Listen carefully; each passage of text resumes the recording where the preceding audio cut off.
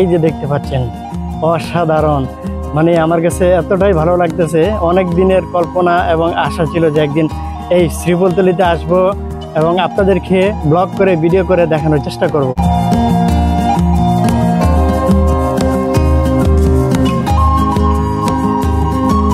Hello viewers, আসসালামু আলাইকুম। আশা করি আপনারা প্রত্যেকে ভালো আছেন। আমি আজকে নতুন একটি ব্লগ ভিডিও নিয়ে আসলাম, আর এই ভিডিওতে থাকছে আজকে শ্রীফুলতলি জমিদার বাড়ি। আমি আজকে কালিয়াকৈর যাব, আর কালিয়াকৈর থেকে আমি শ্রীফুলতলি জমিদার বাড়িতে যাব। আমি এখন আছি মাওনা চৌরাস্তাতে, আর এই মাওনা চৌরাস্তা থেকে বাসে করে আমি কালিয়াকৈর যাব। কালিয়াকৈর থেকে তারপর আমি যাব সেই শ্রীফুলতলি জমিদার বাড়িতে, যে জমিদার বাড়িটি 1300 খ্রিস্টাব্দে স্থাপিত হয়। আজকের এই ভিডিওটি আপনারা কন্টিনিউ করবেন।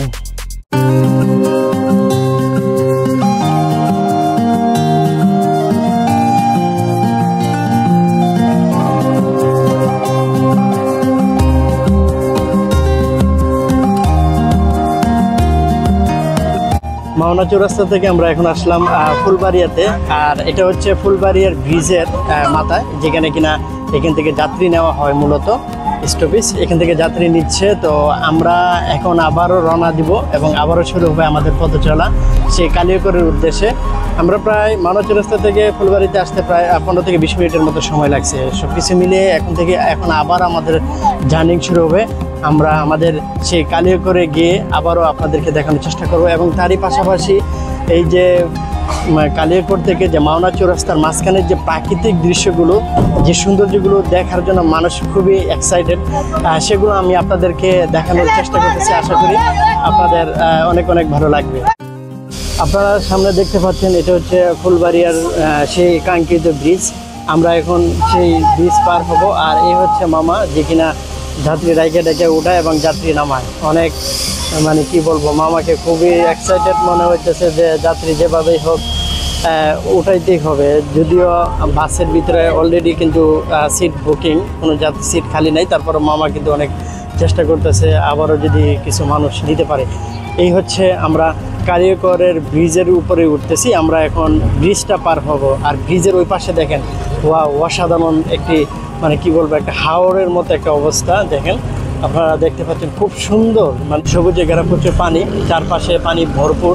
আর এই পাশে এই যে আমরা ব্রিজটা পার হচ্ছি, ব্রিজটা পার হওয়ার পরেই কিন্তু আমাদের গাড়ি একদম এক টান দেবে। মানে কি বলবো, খুব সুন্দর একটি রাস্তা। এই যে দেখতে পাচ্ছেন চারপাশে। আপনারা যখন কালিয়াকৈর মানে মাওনা থেকে কালিয়াকৈরের উদ্দেশ্যে যাবেন, তখন কিন্তু দু চোখ ভরে এরকম গ্রামীণ প্রাকৃতিক দৃশ্য দেখতে পাবেন। দেখেন, এই যে এখানে মাছ মারে সম্ভবত নেট জাল, আর এটা হচ্ছে আমাদের সেই ফুলবাড়িয়ার ব্রিজ। আমরা সামনের দিকে এগিয়ে যাচ্ছি। আমি আপনাদেরকে সম্পূর্ণ সুন্দর সুন্দর জায়গাগুলো তুলে ধরার চেষ্টা করব। মানে এই যে বাস জার্নি করতেছি, আসলে মূলত যখন এই বাসে উঠছি বা এরকম প্রাকৃতিক দৃশ্য দেখতে পাই জানালাতে বসে, বিশেষ করে জানালাতে বসে যখন এরকম প্রাকৃতিক দৃশ্য চোখে পড়ে, তখন কিন্তু জার্নিটা আর আসলে জার্নি মনে হয় না, তখন কল্পনাতে হারিয়ে যায়। এত সুন্দর প্রাকৃতিক দৃশ্য আমি আপনাদেরকে দেখানোর চেষ্টা করতেছি। কারণ আপনি মাওনা চৌরাস্তা থেকে ফুলবাড়িয়ার যে রাস্তাটা আছে, মানে গজারি বন এবং সবুজ প্রাকৃতিক দৃশ্য এবং গ্রামীণ যে একটা পরিবেশ, আসলে খুবই মুগ্ধকর। মানে আমি সেই জিনিসগুলো আপনাদেরকে দেখানোর চেষ্টা করতেছি। আর আমাদের যে কাঙ্ক্ষিত সেই জায়গাতে গিয়ে আরও ভিডিও তৈরি করব। মাওনা চৌরাস্তা থেকে কালিয়াকৈরের রাস্তা মাত্র 30 কিলোমিটারের রাস্তা। গাজীপুরের মাওনা চৌরাস্তা থেকে যখন আপনি কালিয়াকৈর রোডে পায়ে হেঁটে, মোটরসাইকেলে কিংবা বাসে করে যখন জার্নি করবেন, কিছু দূর পথ যাওয়ার পর আপনি দেখতে পাবেন সবুজ প্রাকৃতিক মনোরম পরিবেশ, চারপাশে গজারি বন, আঁকাবাঁকা রাস্তা। আপনি মন ভরে নিঃশ্বাস নিতে পারবেন। চলতি পথে এই রাস্তায় বিভিন্ন ধরনের বন্যপ্রাণী দেখা যায়, যেমন শিয়াল, বিভিন্ন পাখি এবং গুইসাপ দেখা যায়। আমাদের গাড়ি যখনই সামনে যাচ্ছে, শুধু জঙ্গল আর জঙ্গল, মাঝপথে যেন কোনো বাড়িঘর নেই। সামনে থাকা গজারি বন, গজারি গাছ যেন আমাদেরকে ছেড়ে পিছন দিক দিয়ে চলে যাচ্ছে। চারপাশে তাকিয়ে আছি, মুগ্ধ হচ্ছি আর কল্পনাতে হারিয়ে যাচ্ছে। আল্লাহ পৃথিবীটাকে কত সুন্দর করে সাজিয়েছে। এই রাস্তায় জার্নি করতে বেশ ভালো লাগে।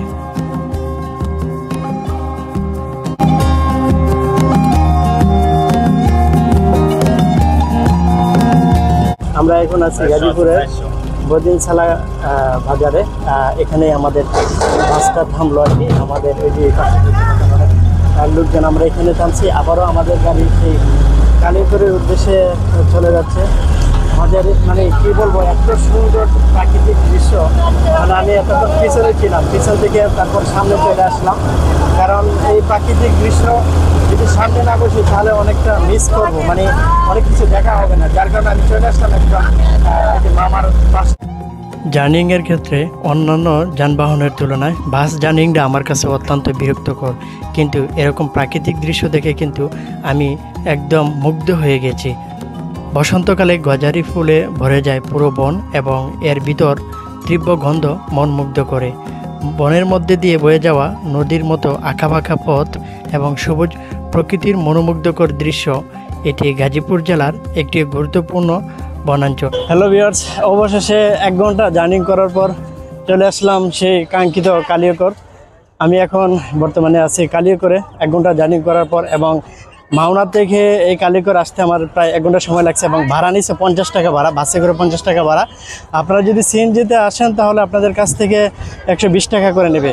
আর আমি যদি আপনাদেরকে একটু ক্যামেরা ঘুরে দেখাই, এই হচ্ছে মডেল মসজিদ, কালিয়াকৈরের চমৎকার একটি মডেল মসজিদ। বাংলাদেশের বেশ কয়েকটা জেলাতে কিন্তু এই মডেল মসজিদ আছে। আমি আপনাদেরকে এখন নিয়ে যাব। আমরা এখন কালিয়াকৈর থেকে অটো নিয়ে এখন শ্রীফুলতলি জমিদার বাড়িতে যাচ্ছি। কালিয়াকৈর থেকে যখন অটোতে উঠলাম, মানে মামার সাথে কথা বলে মামা বললো যে 20 টাকা ভাড়া, ঠিক আছে, একজন যান আর 2 জন যান, অটোতে করে আপনাকে 20 টাকা করে নিয়ে যাবে সেই শ্রীফুলতলি জমিদার বাড়ি। তো কালিয়াকৈর থেকে শ্রীফুলতলি জমিদার বাড়ি কত কিলো হবে? 1 কিলো হবে। তো উনি বললো যে 1 কিলো হবে, 1 কিলোর ভাড়া নিচ্ছে আপনার 20 টাকা করে। আপনার একা গেল 20 টাকা, 2 জন গেল 20 টাকা করে ভাড়া। আমার কাছে অনেক ভালো লাগতেছে যে এত সুন্দর, মানে চারপাশে মানে রাস্তা কিন্তু বিশাল বড় আকারে, আপনার হাইওয়ে রুট, অথচ চারপাশে কিন্তু গাছপালা আছে। একদম নিরিবিলি একটা পরিবেশের মধ্যে আমি শ্রীফুলতলিতে যাচ্ছি। তো আপনারা অবশ্যই ভিডিওটি কন্টিনিউ করবেন আর দেখতে থাকুন আজকের এই ভ্রমণ। অবশেষে অনেক জার্নি করার পর চলে আসলাম সেই শ্রীফুলতলিতে। আমি আপনাদেরকে যদি দেখাই, এ হচ্ছে শ্রীফুলতলির যে মেইন গেট। এটা আপাতত বর্তমানে তালাবদ্ধ আছে, কিছুক্ষণ পরেই তালা খুলবে বা গেট খুলবে, তখন আমরা ভিতরে প্রবেশ করতে পারবো। এই যে আমার মাথার উপর দিয়ে দেখতে পাচ্ছেন বিশাল বড় এই যে মামা তালা খুলছে। ভাই, ভিতরে প্রবেশ করা যাইব? অবশেষে চলে আসলাম সেই শ্রীফুলতলির জমিদার বাড়িতে। আমি অনেক কষ্ট করে ভিতরে প্রবেশ করলাম, যদিও এটা ভিতরে ঢুকতে দিচ্ছিল না। তারপর একজনের কাছে রিকোয়েস্ট করে কথা বলে তারপর ভিতরে প্রবেশ করলাম। আমি আপনাদেরকে অনেক অনেক কষ্ট করে এই যে নিয়ে আসলাম এই সেই জমিদার বাড়ি শ্রীফুলতলি। আমি এখন আপনাদের সম্মুখে এই সম্পূর্ণ জমিদার বাড়িটি এক্সপ্লোর করব। শ্রীফুলতলি জমিদার বাড়ি 1300 খ্রিস্টাব্দে প্রতিষ্ঠিত হয়েছিল। শ্রীফুলতলি জমিদার বাড়ি কালিয়াকৈর উপজেলায় অবস্থিত। দুটি প্রাচীনতম জমিদার বাড়ির মধ্যে একটি এবং বাংলাদেশের অন্যতম প্রত্নতাত্ত্বিক স্থাপনাগুলোর মধ্যে একটি। এই জমিদার বাড়ি দুটি অংশে বিভক্ত। এক অংশকে বলা হয় বড় তরফ, অপর অংশকে বলা হয় ছোট তরফ। এই জমিদার বাড়িটিকে নিয়ে ডক্টর মোহাম্মদ আবুল বাশার রচিত ইতিহাসে শ্রীফুলতলি শিরোনামে একটি গ্রন্থ প্রকাশিত হয়েছে। বিখ্যাত তালিবাবাদ পরগনায় 9 আনা অংশের মালিকানা নিয়ে গঠিত হয় শ্রীফুলতলি জমিদার এসেস্ট। এই এসেস্টের প্রধান কর্ণধার খোদা নেওয়াজ খানের কনিষ্ঠ পুত্র রহিম নেওয়াজ খান চৌধুরীর হাত ধরে এই শ্রীফুলতলি জমিদার বাড়িটি গোড়াপত্তন ঘটে। দেখেন, অত্যন্ত ঐতিহ্যবাহী এই শ্রীফুলতলি জমিদার বাড়িটি দেখেন কত সুন্দর, মানে আপনি যেদিকে তাকাবেন শুধু ব্রিটিশ আমলের সেই পুরাতন বিল্ডিং, সেই ইট পাথর, যে ইট পাথরগুলো এখন আর আগের মতো নেই। জমিদারি পরিচালনায় তিনি তার নিজের কাছারি বাড়ির পাশাপাশি আদারিয়া বাড়ির বাগান বাড়িকে অফিস হিসেবে ব্যবহার করতেন। তার জমিদারির পরিসীমা ময়মনসিংহ, নরসিংদী ও সাটুরিয়া পর্যন্ত বিস্তৃত ছিল। তার ঐকান্তিক প্রচেষ্টায় আজ থেকে প্রায় 100 বছর পূর্বে তালিবাবাদ পরগনার সাভার হতে পৃথক হয়ে কালিয়াকৈর নামে নতুন থানা হিসেবে পরিচিত হয়। জমিদার বাড়িটি সম্পূর্ণ ঘুরে ফিরে দেখলাম। যে জিনিসটা চোখে পড়লো, একদম পরিত্যক্ত অবস্থাতে আছে এই জমিদার বাড়ি। প্রত্যেকটা জানালা ভাঙা এবং দরজাগুলো লক করা আছে এবং দরজার দিকে তাকালে আপনারা বুঝতে পারবেন এই দরজাগুলো অনেক পুরাতন এবং সামনে দেখতে পাচ্ছেন বিশাল বড় একটি মাঠ, সবুজ মাঠ। আর এই মাঠের মধ্যেই তারা রাজত্ব করত এবং এখানে তাদের জীবনযাপন করত। প্রত্যেকটা জিনিস পরিত্যক্ত অবস্থাতে, দেওয়ালের মধ্যে আঁকা, এগুলো কিন্তু আগের মতো। আর এই যে দেখতে পাচ্ছেন প্রত্যেকটা জায়গা, মানে অনেকটা জায়গাতে আমি দেখতে পাচ্ছি যে খালি চোখে যে ভেঙে গেছিলো, ইট পাথর খুঁয়ে খুঁয়ে পড়ছিল এবং লাইট ভেঙে গেছিলো, বাল্ব ভেঙে গেছিলো, সব কিছুই মোটামুটি অনেকটা ক্ষয়ে ক্ষয়ে পড়ছে, যেগুলো কিনা ওনারা নিজের ব্যক্তিগতভাবে বর্তমান যে ইট পাথরগুলো সেগুলো দিয়ে জোড়াতালি লাগাইছে। এই যে দেখতে পাচ্ছেন এখানে বসবাস না করার কারণে গাছের লতা পাতা বেয়ে বেয়ে বিল্ডিং থেকে এভাবে ঝুলে আছে। আর এই যে একটা দেয়াল দেখতে পাচ্ছেন, এই যে দেয়াল, চারপাশে এই পাশে এক পাট আর ওই পাশে আরেক পাট, ওই পাশেও কিন্তু অনেক পুরাতন বিল্ডিং রয়েছে আমরা দেখতে পাচ্ছি।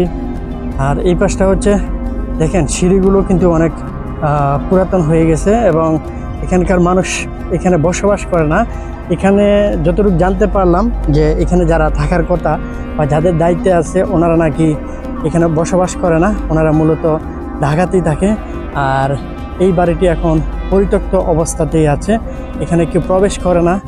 জাস্ট আমাদের মতো ব্লগার যারা এবং আশেপাশে যারা দেখতে আসে ওরাই মূলত এখানে এসে এবং এই সৌন্দর্য উপভোগ করে। আপনারা যদি আসেন তাহলে এইভাবেই দেখতে পারবেন যে এত সুন্দরভাবে এই জমিদার বাড়িটি। আমি যদি আপনাদেরকে এই পাশটা ঘুরে দেখাই, এই পাশে রয়েছে একটা ছোট্ট একটা গেট। এটার ভিতরে নাকি এখানকার যারা আগে রাজার আমলে বা এই জমিদার বাড়িতে যারা ছিল, কর্মরত ছিল বা কাজ করত, যে কর্মচারীরা ছিল, ওনারা মূলত এই বাড়িতে প্রবেশ করত এবং এখানেই ওনারা থাকতো। আর এটাই হচ্ছে ওনাদের সেই গেট। এই গেটে আমরা যদি প্রবেশ করি, যদি দেখি যে এই গেটে মূলত জমিদার আমলে, মানে জমিদার যখন ছিল তখন কিন্তু এখানকার যে পরিষ্কার পরিচ্ছন্ন এবং টেক কেয়াররা ছিল প্রত্যেকে কিন্তু এখানে বসবাস করত। এখানে মূলত দেখার মতো কিছু নয়, এখানে জমিদার যে কর্মরত যে লোকজন ছিল ওনারা মূলত এখানে বসবাস করত। এখানে সম্ভবত এটা ভাড়া দেওয়া হয়ে গেছে। আমি যদি আপনাদেরকে আরেকটু ওই দিক নিয়ে দেখাই, ওই পাশেও একটা বিল্ডিং রয়েছে, ওই যে দেখতে পাচ্ছেন এখানে একটা বিল্ডিং রয়েছে, ওইটা সম্ভবত ভাড়া দেওয়া, মানে মূলত অনেক কিছু ভাড়া দেওয়া হয়ে গেছে। আর আপনাদেরকে যদি আমি এদিকে এই পাশ দিয়ে দেখেন এত সুন্দর বিশাল বড় জায়গা নিয়ে মূলত এই জমিদার বাড়ি। দেখেন এই পাশে একটা সিঁড়িও আছে যেখানে কিনা উপর থেকে নিচে নামার জন্য।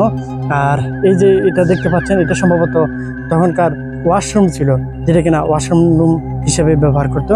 আমরা এখন এখান দিয়ে বের হব, বের হয়ে গিয়ে আপনাদেরকে আবারও সেই এই যে দেখেন বিশাল বড় একটা মাঠ জুড়ে মূলত এই শ্রীফুলতলি জমিদার বাড়ি। এটি হচ্ছে শ্রীফুলতলি জমিদার বাড়ি। আমরা তখন এখানেই ছিলাম। এই যে দেখতে পাচ্ছেন ইট পাথর ঘেরা এই ব্রিটিশ আমলের।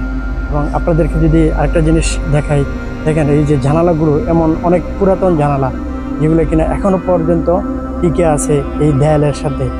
এবং এই পাশে দেখতে পাচ্ছেন চমৎকার মানে ঘাসগুলো, উপরের যে ঘাসগুলো যেগুলো কিনা ওনারা ব্যবহার না করার কারণে কিন্তু অনেক গাছ লতা পাতা বিল্ডিংয়ের উপর থেকে নিচের দিকে ঝুলে আছে। আমি আপনাদেরকে যদি আরেকটা জিনিস দেখাই, দেখেন এই পাশটা, এই ইটগুলো দেখেন, মানে এই পাশটা সম্ভবত অনেকটা ভেঙে গেছিলো, ওই পাশেও অনেকটা ভেঙে গেছিলো। যে যারা কিনা এইখানকার বর্তমানে যারা আছে দায়িত্বশীল, ওরা ইট পাথর দিয়ে এটাকে এখনও পর্যন্ত ধরে রাখছে। আর এই পাশটা হচ্ছে সম্পূর্ণটা আপনার কি বলবো, এত সুন্দর, আমার কাছে অত্যন্ত ভালো লাগতেছে। আমি এতক্ষণ আপনাদেরকে ছোট তরফের জমিদার বাড়িটি অংশ ঘুরে ফিরে দেখালাম, কোথায় কি আছে, কিভাবে আছে। এখন আমি চলে আসছি, এটা হচ্ছে বড় তরফ, আর এটা হচ্ছে বড় তরফের গেট। গেটের ভিতরে প্রবেশ করতেই আপনি চমৎকারভাবে দেখতে পারবেন এত সুন্দরভাবে সাজানো গোছানো এই জমিদার বাড়িটি। মূল কথা হচ্ছে ছোট তরফ, যেটাতে কিনা মানুষ বসবাস করে না, পরিত্যক্ত অবস্থাতেই আছে। কিন্তু এটা পরিত্যক্ত অবস্থাতে নেই, কারণ এখানে জমিদারের বংশধরেরা এখানে বসবাস করে এবং নিজেদের মতো করে সুন্দরভাবে সাজিয়ে গুছিয়ে রেখেছে এই জমিদার বাড়িটি। আমি ভিতরে ঢুকেই মুগ্ধ হয়ে গেলাম, এত সুন্দরভাবে সাজিয়ে রেখেছেন এবং চারপাশে ফুলের বাগান।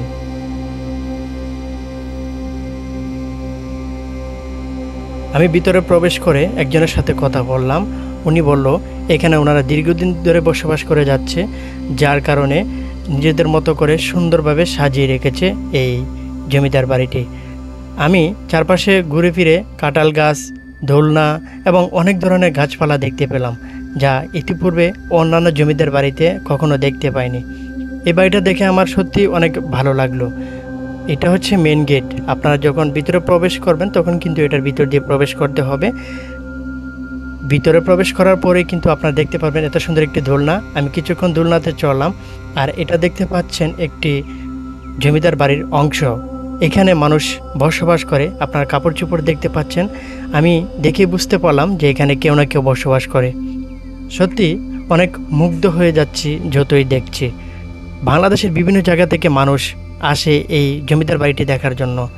আসলে যারা একবার আসবে তারা দ্বিতীয়বার আবারও আসতে চেষ্টা করবে, কারণ খুবই সুন্দর, চমৎকার। আমি চারপাশে ঘুরে ফিরে দেখছি, মাঝখানে একটি কাঁঠাল গাছ, আম গাছ, চারপাশে ফুলের বাগান, দোলনা, সব কিছুই আমাকে মুগ্ধ করে তুলছে। আমি ঘুরে ফিরে দেখতে দেখতে আপনাদের কাছ থেকে বিদায় নিচ্ছি।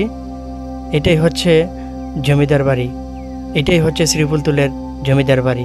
আপনারা সবাই চলে আসবেন এই শ্রীফুলতুলের জমিদার বাড়িতে। আপনারা বাংলাদেশের যে কোনো জায়গা থেকে আসেন না কেন, সর্বপ্রথম আপনাদেরকে কালিয়াকৈর আসতে হবে।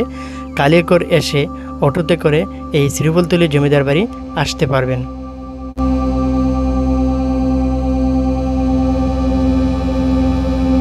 আমি আজকে আপনাদেরকে এই শ্রীফুলতলি জমিদার বাড়িটি ঘুরে ঘুরে দেখানোর চেষ্টা করলাম। এখানে দুটি ভাগে বিভক্ত, একটি হচ্ছে ছোট তরফ, আরেকটি হচ্ছে বড় তরফ। আমি ছোট এবং বড় দুইটাই ঘুরে ঘুরে আপনাদেরকে দেখানোর চেষ্টা করলাম। আশা করি আমার এই আজকের এই ভ্রমণ, আজকের এই ব্লগ ভিডিওটি আপনাদের কাছে অত্যন্ত ভালো লাগছে। আর যদি ভালো লেগে থাকে অবশ্যই লাইক, কমেন্ট, শেয়ার করবেন, সবসময় পাশে থাকবেন। আজকের মতো এই পর্যন্তই। আল্লাহ হাফেজ, আসসালামু আলাইকুম।